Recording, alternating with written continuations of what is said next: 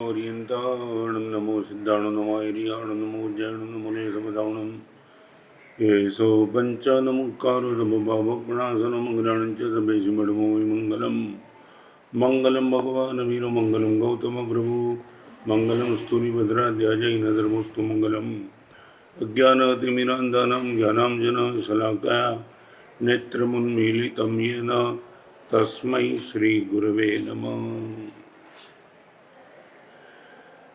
DRAW पहले दिन बात हुई deadline, anger, argument and attraction. कल बात हुई repetition line, halt, habit, nature and character. आज ए को लेकर थोड़ी बात करना है, वो है एम्बिशन लाइन, एक महत्वाकांक्षा। इस टॉपिक पर बात करने के पहले महाभारत में दुर्योधन के मुंह में एक शब्द है, असंतोषः श्रियो मूलम। सारी संपत्ति का, सत्ता का यदि कोई केंद्र स्थान है, रूट है, वो असंतोष है। जैसे ही आप संतुष्ट बन गए, आपका चलना बंद हो जाएगा, आप एक ही जगह पे बैठ पाएंगे, आप निष्क्रिय बन जाएंगे। यदि आपको चलना है, भागना है, दौड़ना है, दुनिया से आगे निकलना है, तो दुर्योधन ने सूत्र दिया है, असंतोष श्रियो मूलम। ये एम्बिशन ने दुर्योधन के मन में श्री कृष्ण को भी नकारने की एक बदतमीजी कर दी। दुर्योधन, एक छोटा सा जमीन का टुकड़ा दे दे, इस युद्ध को मैं पेंडिंग करा सकता हूँ। मगर ये एम्बिशन ने दुर्योधन को, श्री कृष्ण को भी नकारने की एक बदतमीजी कर दी, और रिजल्ट क्या है मालूम है। और मैं एक बताऊं, जिसने भी दुर्योधन की असंतोष श्रियो मूलम लेकर के अपने जीवन की व्यवस्था बनाई, उनको दुर्योधन का अंतिम समय आंखों के सामने रखना चाहिए। भीम ने गदा मार दी है, दुर्योधन खड्डे में गिरा है, खून निकल रहा है, और उसी टाइम अश्वत्थामा आकर के दुर्योधन को पूछते हैं, और भी मन में कुछ बात है क्या? जीवन का अंतिम समय, खड्डे में शरीर, खून से लथपथ काया, और वो टाइम दुर्योधन कहता है कि मुझे द्रौपदी के 5 बेटे का खून पीना है। ये एम्बिशन ने कहाँ तक ले गया? अंतिम समय में भी ये शांति नहीं थी, अंतिम समय में भी ये रिवेंज का मन में पैदा हुआ भाव। मैं निश्चित तौर से कहूँगा, एम्बिशन को सफल करने में भागने के पहले ये दुर्योधन को आंखों के सामने रखना। मैं फिर से रिपीट करना चाहता हूँ, जीवन का कोई भी निर्णय करना है, प्रथम हास्य मत देखना, अंतिम हास्य देखो। फर्स्ट माइल नहीं, अंतिम हास्य। मे भी पॉसिबल प्रथम हास्य दुर्योधन का होगा, अंतिम हास्य दुर्योधन का नहीं था। मन में प्रश्न ये आता है, एम्बिशन का लॉजिक क्या है? 4 फुट जमीन सोने के लिए चाहिए, 4 रोटी खाने के लिए चाहिए, 2-3 कपड़े की जोड़ चाहिए। रिक्वायरमेंट तो हमारी एक कागज पे लिख दो तो समाप्त हो जाए, इतनी है। रिपीट करना चाहता हूँ, यदि हम हमारी रिक्वायरमेंट लिखे, मे बी पॉसिबल एक पोस्टकार्ड भी शायद बड़ा पड़ सकता है, मगर हमारी डिज़ायर लिखे, 500 पेज की किताब भी छोटी पड़ सकती है। एम्बिशन वो रिक्वायरमेंट को लेकर के नहीं होता है, वो डिज़ायर को लेकर के होता है। और वो डिज़ायर क्या हो सकती है, इनकी बात। एम्बिशन में 3 स्टेप है। नंबर 1, मुझे लोगों का ओपिनियन चाहिए। यह अभिप्राय की भूख, ओपिनियन की भूख, एम्बिशन के केंद्र में ये है। घड़ी तो समय देखने के लिए है, वो घड़ी 500 रुपये की मिल सकती है, मगर एम्बिशन कहता नहीं, घड़ी तो राड़ों की ही चाहिए, भले 1 लाख रुपया देना पड़े। मोबाइल रिक्वायरमेंट यदि होती तो मोबाइल से काम चल सकता था 2000, 3000, 5000 से, मगर एम्बिशन बोलता है 1 लाख रुपए का ही मोबाइल चाहिए। ब्रांडेड आइटम क्या है, कोई ज़्यादा महत्वपूर्ण बात नहीं है, वही काम करती है जो बिना ब्रांडेड आइटम भी काम कर सकती है। मैंने बरसों पहले अंतरिक्ष जी की ओर विहार करके गया था, तब मैंने लोनार में एक प्रश्न पूछा था सभा के बीच में। वो टाइम करीबन 30-35 साल पहले की बात, ये मोबाइल नहीं था।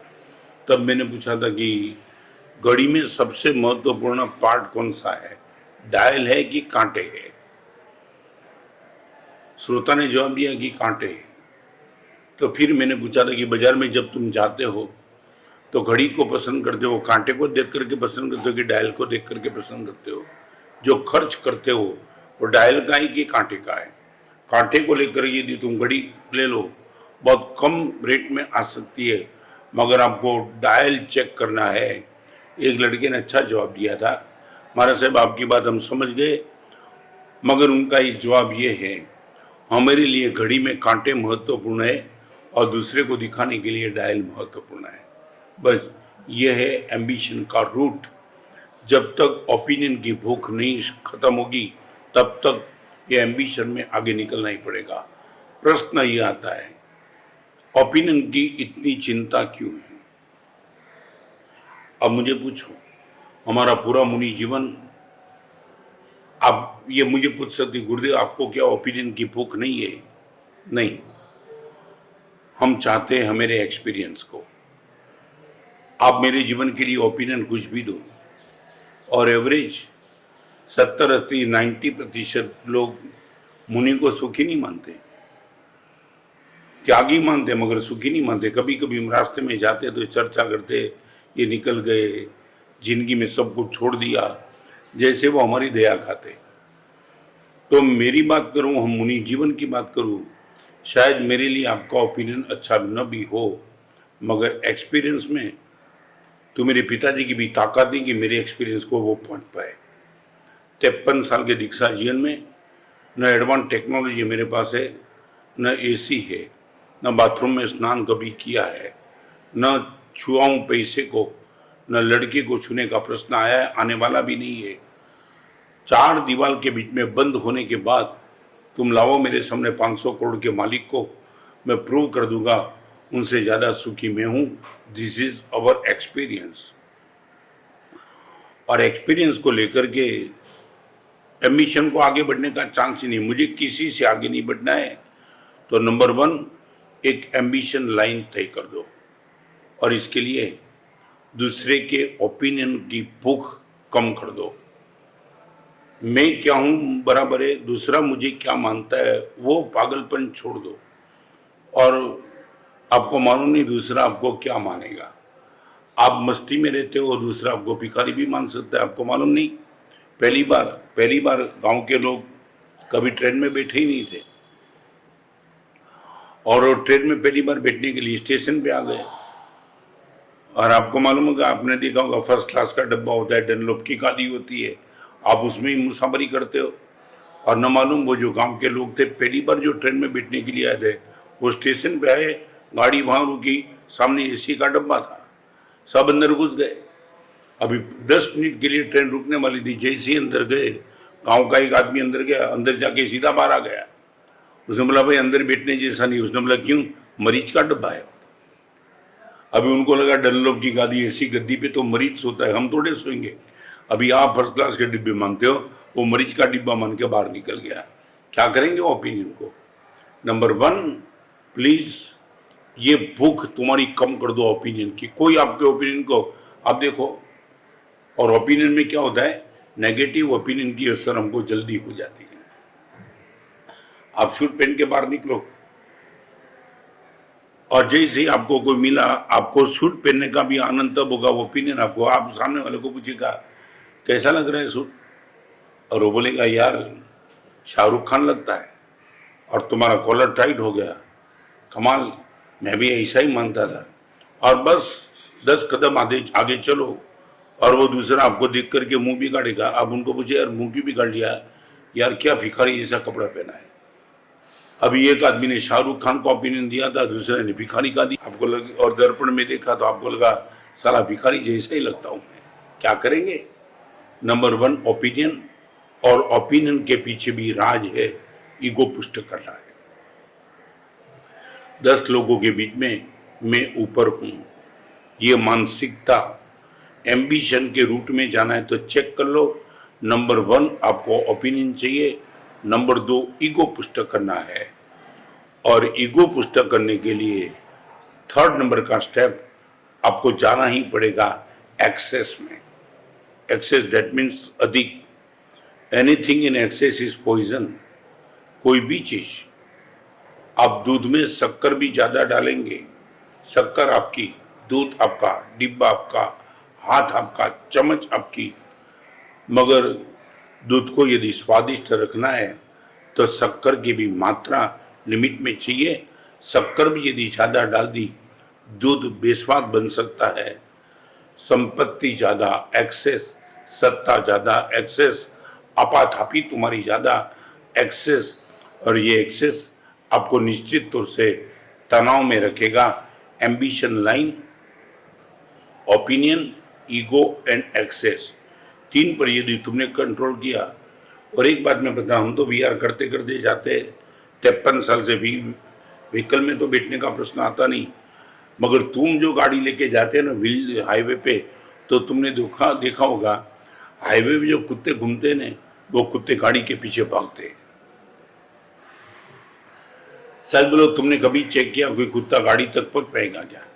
गाड़ी तो भागती रहती, और एक बॉर्डर तक कुत्ता रिवर्स में आ जाता है, मगर रिवर्स में आने के पहले कुत्ता थक जाता है, मुंह में से थूक निकलता है, मगर कुत्ते को अक्ल नहीं है।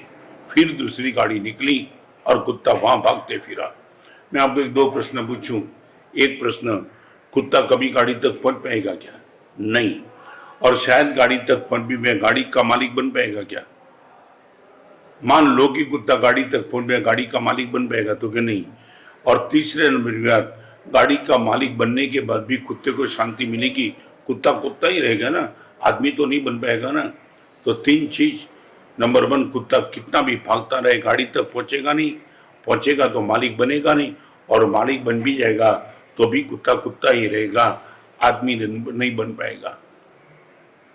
अंत समय में 2 अमीर के बेटे ने आपस में चर्चा करते थे, यार मेरे पिताजी शांत हो गए ना, मैं तुझे सीक्रेट बताऊं, मेरे पिताजी शांत हो गए, 7 करोड़ रुपया छोड़ के गए मेरे लिए। और दूसरा मित्र था, उसने बता दिया, तूने सीक्रेट बता दी, मेरी भी सीक्रेट बता दूं, मेरे पिताजी शांत हुए, 11 करोड़ छोड़ के मर गए। ये दोनों अमीर बेटे की बात रास्ते के कोने पे 2 भिखारी के लड़के सुन रहे थे, और एक लड़के ने दूसरे को कहा, ये दोनों उल्लू के पट्टे हैं, अभी जिनके कपड़े फटे हुए हैं, ऐसे भिखारी के मुंह से अपने लिए ये ओपिनियन, देखो ओपिनियन की भूख, बोल दिया ये उल्लू के पट्टे हैं।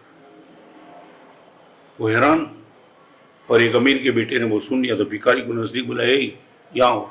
तो क्या है? यहाँ बोला ना, गए, चैन से गए। और फिर पूछा क्या बोला? तो क्या तुमने सुना वही? अरे बोल तूने क्या बोला? तो क्या वही जो तुमने सुना ना। तो क्या सुना? तुम दोनों उल्लू के पट्टे, ये तेरी औकात, फटे हुए कपड़े में तुम हम दोनों को उल्लू के पट्टे बोलते थे। कि उल्लू के पट्टे नहीं होते तो आपको दूसरा कौन सा ओपिनियन दूं? कैसे बोलता है उल्लू के पट्टे?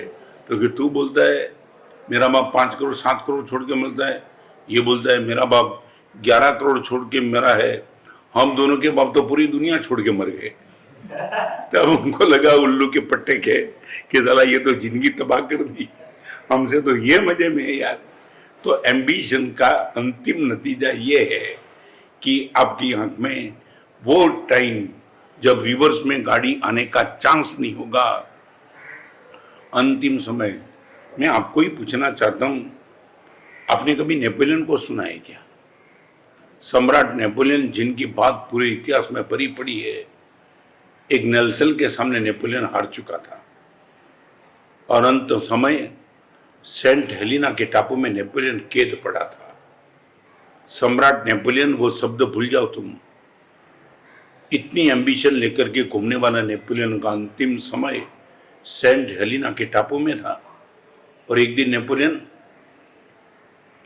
अपने मित्र के साथ रास्ते पे घूमने के लिए निकला है और सामने से एक लकड़ी की भारी लकड़ा लेकर के एक वैन आ रही थी। वो नौकरानी थी उस एरिया की, और नेपोलियन चल रहा था और सामने से लड़की आ रही थी। और नेपोलियन के मित्र ने वो लड़की को, ये एक बाजू हो जा। नेपोलियन ने उनको रोका। दोस्त, वो दिन चले गए अपने। मैं ऑर्डर करता था ना, एक बार पर्वत हिल जाता था, रास्ता निकाल देता था। आल्स पर्वत में वैसे ही चढ़ गया था। आल्स पर्वत जिनको कोई चैलेंज नहीं करता था, वो पर्वत पर एक बार मैं चढ़ गया था मेरी सेना को लेकर के। एक समय था नेपोलियन का, जब आवाज करता था आल्स पर्वत जगह दे देता था। आज वो नेपोलियन का समय नहीं है। हम बंदी है, हम कैद है सेंट हेलिना के टापू में। ये तो यहाँ की रहने वाली है। तूने गलत बोल दिया, उनको बोल दिया तू रास्ता नीचे उतर दे, नेपोलियन को जगह दे दे। दोस्त, मैं इतना ही कहूँगा, उनके लिए आज मुझे जगह देनी है। मैं नीचे उतर जाता हूँ, उनको क्या करेंगे। जिंदगी भर तक सम्राट का ओपिनियन पाने के लिए नेपोलियन ने जिंदगी तबाह कर दी, और अंत समय में एक नौकरानी को जगह देने के लिए उसको रास्ता छोड़ देना पड़ा। चलो सम्राट सिकंदर की बात बताओ। रास्ते में बीमार हो गया, दुनिया भर के वैद्य को उसने बुला लिया और इतना ही कहा, बस सिर्फ 24 घंटा मुझे दे दो, सिर्फ 24 घंटा मुझे जिंदा रखो। मैं मरने के लिए नहीं चाहता हूँ, मेरी माँ का अंतिम दर्शन करना चाहता हूँ। Only 24 hours. और सब वैद्यराज ने बता दिया, 24 घंटे की बात तो छोड़ो, 24 मिनट की भी बात छोड़ो, 24 सेकंड भी हम आपको दे नहीं सकते। और सम्राट सिकंदर अपनी मां का दर्शन किए बिना रास्ते में ही मर गया। दुर्योधन खड्डे में मरा, सम्राट सिकंदर रास्ते में गया, नेपोलियन सेंट हेलिना के टापू में कैद होके गया। सद्दाम हुसैन का क्या हुआ, इदी अमीन का क्या हुआ, हिटलर का क्या हुआ, जिंदगी भर तक शादी नहीं कर पाया। अपनी गर्लफ्रेंड के साथ बिना शादी रहा, और अंतिम समय जब उनको पता चला हिटलर को 60 लाख आदमी को जिसने मार दिया, और उनको जब पता चला अभी बचने की कोई उम्मीद नहीं है, अपनी पत्नी के हाथ में रिवॉल्वर दे दी, खुद के हाथ में, और आमने सामने रिवॉल्वर लगा के दोनों खत्म हो गए। ये एम्बिशन। प्लीज अनुभव तुम मत करना, इन अनुभव को आंखों के सामने रखो। दुनिया जिसका नाम लेते लेते थकती नहीं थी, वो हिटलर, वो इदी अमीन, वो सम्राट सिकंदर, वो सम्राट नेपोलियन और दुर्योधन, उन सब को आंखों के सामने रख करके अपने जीवन को बना लो। और एक बात बताऊं, आंख में यदि एम्बिशन है तो एक काम करना, पुतली की साइज देख लेना पहले। अपनी पुतली की साइज देखे बिना एम्बिशन, बहुत बड़ा बड़ा सपना मत देखना, तुम्हें हैरानी होगी। मगर मुनि जीवन में झूठ बोलने का प्रश्न नहीं आता है। हम दुर्ग में थे, रायपुर जा रहे थे, रायपुर दुर्ग, और दुर्ग में एक कचरा निकालने वाला आदमी, कचरा उपाश्रय में जो झाड़ू मार रहा था, वो एक दिन मेरे पास आया। मैं बैठा था, शांति से लिखता था। मेरे पास आकर उसने बोला, महाराज साहब वास्केप डाल दो, आशीर्वाद दे दो। मैं बोला, किसका? एक कचरा वाला जब आशीर्वाद मांगता है तो मेरे मन में भाव आया कि ये तो अच्छा है, कौन सा आशीर्वाद चाहिए। और उसने बोला, महाराज साहब मुझे राष्ट्रपति बनना है। मैं हैरान, प्रेसिडेंट का चुनाव हो रहा था। मैं बोला, तू यार कचरा निकलता है, राष्ट्रपति बनने का भाव। उसने बोला, इस देश में सबको अधिकार है, मैं भले फेल हो जाऊं, हार जाऊं, मगर मैं चुनाव में फॉर्म तो भरूंगा ही। अभी कचरा वाला खुद की पुतली के साइज देखे बिना और राष्ट्रपति बनना चाहता है। हमें मजाक लगे, मगर मेरी आंखों के सामने हम सब साधु चेहरे के मुस्कान के साथ हंस रहे थे, और वो सिंसियर था। हमारा साहब मैं फॉर्म तो भरूंगा, भले फेल हो जाऊं। नहीं, प्लीज रुक जाओ। एम्बिशन से रुकना है, एक ही काम करो खुद के। और 3 एक्सपीरियंस आपको बताना चाहता हूँ। 3 के साथ कभी समाधान मत करना। Peace of mind, happiness of heart and love with family members. 3 आपके पास आ जाए, मन की शांति, हृदय की प्रसन्नता और परिवार के प्रति प्रेम, पीस, लव एंड हैप्पीनेस। 3 यदि आपका एक्सपीरियंस बन जाए, मैं दावा के साथ कहना चाहता हूं, इस एम्बिशन के पागलपन से आप अभी ही रुक जाएंगे। No opinion, no ego and no excess. सर्वमंगल मंगल।